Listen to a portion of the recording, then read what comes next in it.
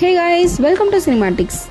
மோகன்லால் ஆக்டிங்கில் debut and direction and ரைட்டிங்கில் ஒரு 3D ஃபேண்டசி ட்ராமாவாக ரிலீஸ் ஆன பரோஸ் மூவி ரிவ்யூ தாங்க இன்றைக்கி பார்க்க போகிறோம். இதோட budget 200 crores and run time பார்த்தீங்கன்னா 2 hours and 35 minutes. பரோஸ் படத்தோட ஸ்டோரி சினாப்சிஸ் பார்க்கவும் வாங்க. இயர் 1663 கோவாவில் டிகமான்ற கிங்குக்கு மிகுந்த விசுவாசியாகவும் நம்பிக்கை உரியவராகவும் இருக்கிறாரு பரோஸ். எதிரிகள் இவங்க கோட்டையை தாக்க டிகமாவோட பொக்கிஷத்தை எல்லாம் ஒரு ரூம்குள்ளே போட்டு வச்சு அதை பார்த்துக்கிற பொறுப்பை பரோஸ் கிட்ட தராரு. அந்த ராஜா பரோஸை ஒரு பூதமா மாத்தி அந்த ரூம்லயே அடைச்சு வச்சிடுறாரு. இப்போ 400 years கழிச்சு பிரசன்ட்ல அந்த அரசு வாரிசான இஷா கோட்டைக்குள்ள வர ஒரு பக்கம் சூனியக்காரியும் அந்த பொக்கிஷத்தை அடையணும்னு பாக்குது.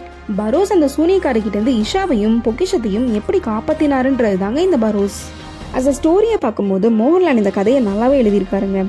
ஸ்க்ரீன் பிளே தாங்க செமையா சொதப்பிட்டாங்க. கிட்ஸ்க்காகவே எடுக்கப்பட்ட படமா இருந்தாலும் இவ்வளோ ஸ்லோவா ஸ்க்ரீன் பிளே போறது. படத்தில் லாக் சீன்ஸ் இருந்தால் பரவாயில்ல, படமே லாகாக இருந்தால் என்ன பண்ணுறது? மோகன்லாலோட ஆக்டிங் பற்றி கேட்கவே தேவையில்லைங்க. வழக்கம் போல் பரோஸ் கேரக்டரை செமையாக பண்ணியிருக்காரு.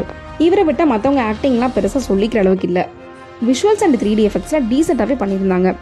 இன்னுமே பெட்டராக ப்ரெசென்ட் பண்ணியிருந்தாங்கன்னா டிஸ்னி லெவலுக்கு கூட குவாலிட்டியாக வந்திருக்கும். பட் மிஸ் பண்ணிட்டாங்க. இந்த 3Dலாம் கிட்ஸ் கண்டிப்பாக என்ஜாய் பண்ணுவாங்க. பட் இவ்வளோ ஸ்லோவாக போகிற படத்தை உட்காந்து பார்ப்பாங்களான்னு தாங்க தெரியல. பேக்ரவுண்ட் ஸ்கோர்லாம் சில இடங்களில் கொஞ்சம் த்ரில்லிங்கான ஃபீலையே கொடுத்துச்சுங்க. பட் நிறைய சீன்ஸில் பிஜிஎம் பெருசாக ஒர்க் அவுட் ஆகலை. சாங்ஸுமே பெருசாக ரசிக்கும்படி இல்லை. போர்ச்சுகீஸ் ஃபுட் ஒன்று சாங்ஸ் ஓப்பனிங்லேயும் எண்டிங்லேயும் வரும். நம்ம அந்த சாங்ஸ்லாம் கேட்காததால இது மட்டும் கொஞ்சம் புது அனுபவத்தையே கொடுத்துச்சு. மோகன்லாலுக்கு அடுத்து ஊடோன்ற அனிமேஷன் கேரக்டர் தாங்க நல்லா இருக்கு. அதோட ஹியூமர், ஸ்டோரி நரேஷன், அது வர சீன்ஸ் மட்டும் கொஞ்சம் எங்கேஜிங்காகவே இருந்துச்சு.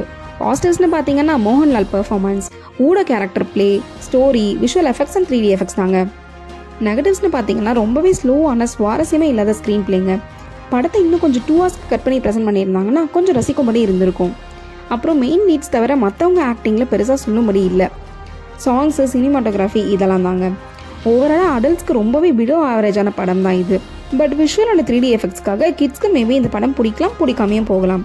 So if you are interested, go and watch the Dead Slow of Barrows. Cinematics rating for this movie is 4.5 out of 10. Thank you guys.